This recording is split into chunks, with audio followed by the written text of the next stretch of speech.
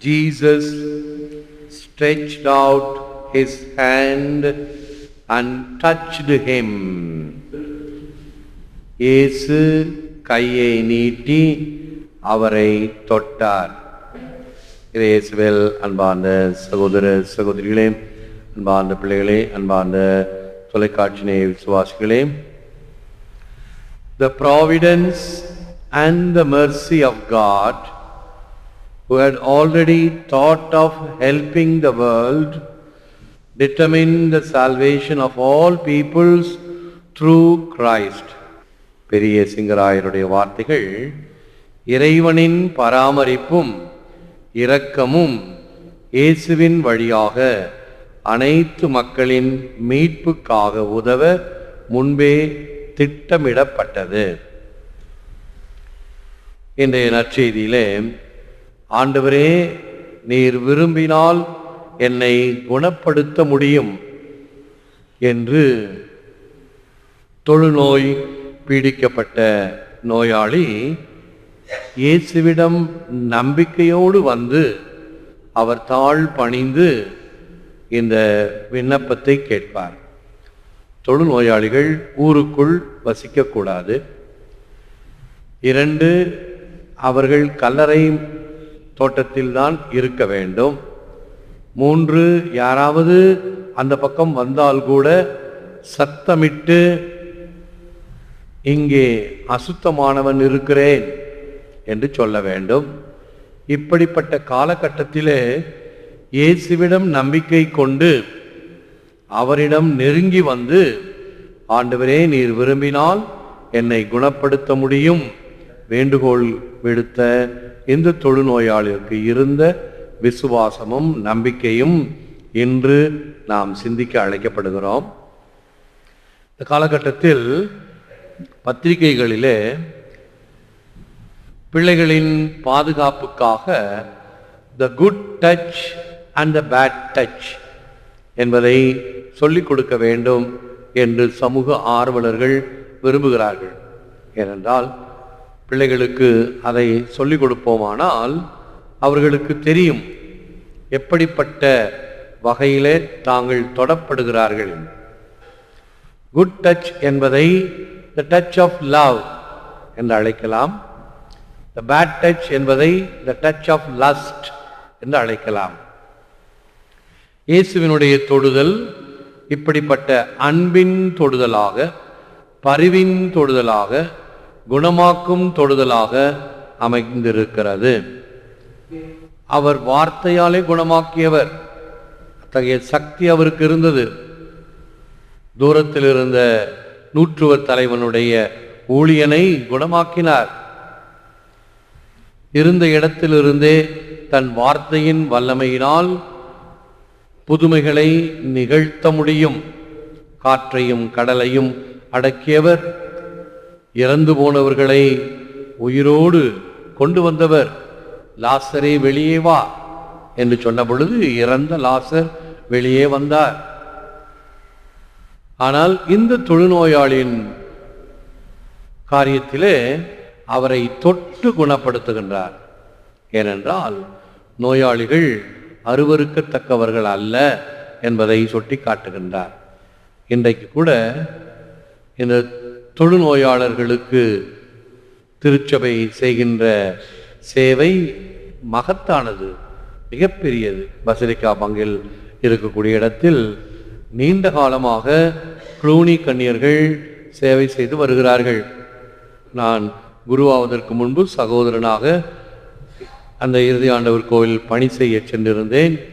அப்பொழுது முதலாக பார்த்த பொழுது அது மிகுந்த சான்று பகரக்கூடியதாக அமைந்தது.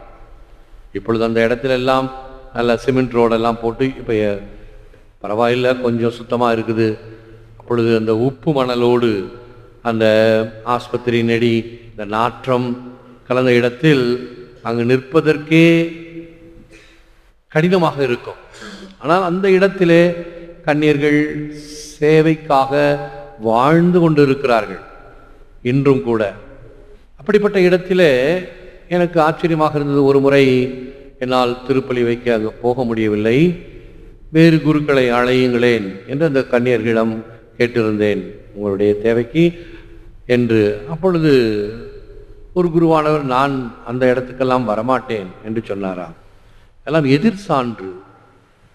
அதே போன்று எய்ட்ஸ் நோயாளிகள் பாதித்தவர்களுக்கு கடைசி தேவத்திரி அனுமானம் நிறைவேற்ற அழைக்கும் பொழுது என்னை உஷார்படுத்துவார்கள், ஜாக்கிரதை, பத்திரமாக செல்லுங்கள் என்றெல்லாம்.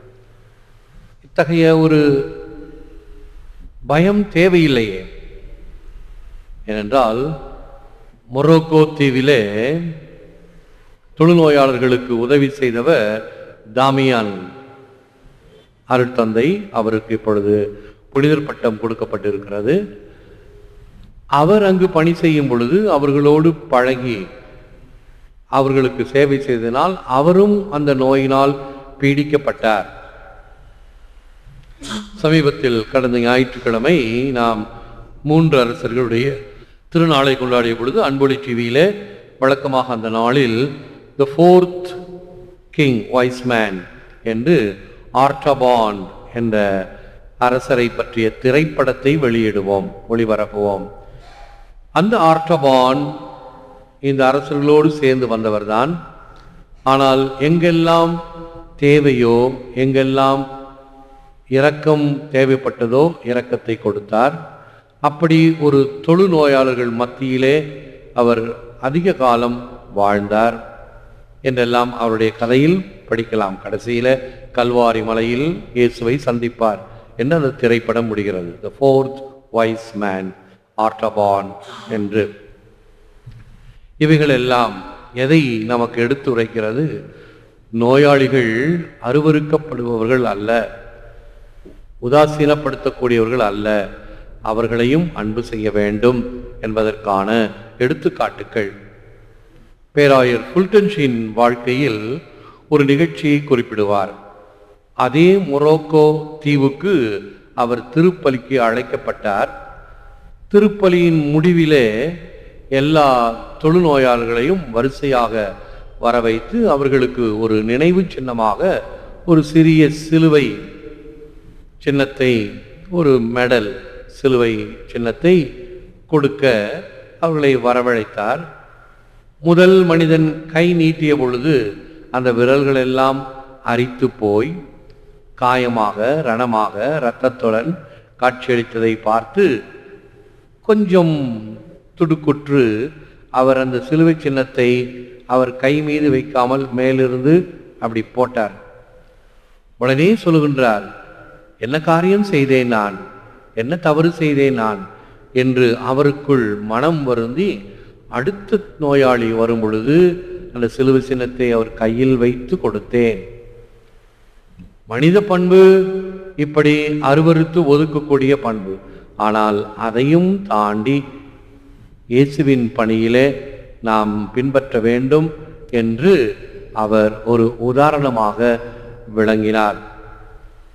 என் செயல் இன்றி யாவும் நின் செயல் என்று எண்ணுவேன் ஒவ்வொரு காலம். புன் செயல், புன் செயல்னால் தீய செயல்கள், மாயை தோற்றங்கள் மயக்கின் என் செயலாய் பொருந்துவேன் அஃதொரு காலம். உலகத்தினுடைய நடப்பிலே நான் மாயைக்கு பின்னால் சென்றேன் என்றால் அதுவும் ஒரு பிரிந்த காலம். பின் செயல் யாதும் நினைவின்றி கிடப்பேன், உன்னுடைய அருள் இல்லாமல் இருப்பேன். பித்தனேன் நல்நிலை பெற. இப்படிப்பட்ட வழக்கமாக என்ன சொல்லுவோம், பைத்தியம் பிடிச்சி போச்சு, பித்தம் தலைக்கேறிச்சு அப்படின்னு சொல்ல இல்லையா, அதுதான் பித்தனேன் நல்நிலை பெற. நான் நல்ல நிலையை பெறுவதற்கு நின் தன் செயலாக முடித்திடல் வேண்டும். உம்முடைய செயலை என்னுடைய செயலாக நான் செய்ய வேண்டும் என்பதும் இந்த நேரத்தில் நாம் சிந்தித்து தியானித்து செபிப்போம். தொடுமென் உடலினையே, உடல் நோய்கள் தீர வேண்டுமே இயேசுவே, உடல் நோய்கள் தீர வேண்டுமே. நம்மில் அநேகருக்கு பல வகையான நோய் நொடி, வலி வேதனை பல வகையான பிரச்சனைகள். ஒன்று தற்காலிகமாக இருக்கலாம், நீண்ட காலமாக இருக்கலாம். என் ஒரு நோய் தொடரினும் என்ற வார்த்தைகளுக்கு ஏற்ப அப்படிப்பட்ட நிலையிலும் ஆண்டவரிடம் நாம் தஞ்சம் புகுவோம். அந்த தொழுநோயாளியைப் போல, ஆண்டவரே நீர் விரும்பினால் என்னை குணமாக்க முடியும் என்கின்ற வகையில் செபிப்போம். முழந்தால் இருப்போம். Lord, let me be made pure, but not just yet. The will to purity and to serving God is not something that comes from within. Indeed, such a will is only obtained with God's good grace and time. St. Augustine. ஆண்டவரே என்னை தூய்மையாக்கும், ஆனால் இன்னமும் இல்லை. ஆத்ம சுத்தமும் இறைவனுக்கு ஊழியம் செய்தலும் உள்ளிருந்து வருவதில்லை, ஆனால் அது பெறப்படுவது இறை இரக்கத்தாலும் நேரத்திலும் வருகிறது.